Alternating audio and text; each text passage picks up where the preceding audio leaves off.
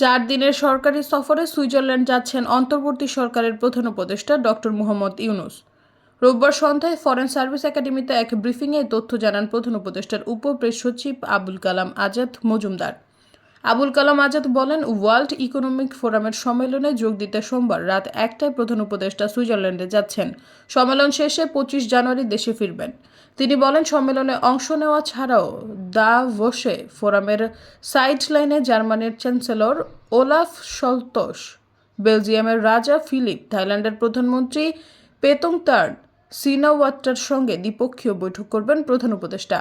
তিনি আরও বলেন, অ্যামনেস্টি ইন্টারন্যাশনালের সেক্রেটারি জেনারেল অ্যাগনেস কালামার্ড ছাড়াও কয়েকটি সংস্থা প্রধান, বিভিন্ন কোম্পানির প্রধান নির্বাহী এবং চেয়ারম্যান ও উদ্যোক্তারা প্রধান উপদেষ্টার সঙ্গে সাক্ষাৎ করবেন।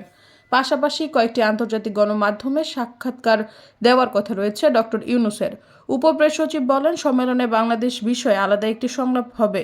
দেশের বিনিয়োগের পরিবেশ সম্পর্কে সেখানে একটি ধারণা দেওয়ার চেষ্টা করা হবে। এছাড়াও বিদেশি বিনিয়োগকারীদের বাংলাদেশের প্রতি নজর দিতে আহ্বান জানানো হবে।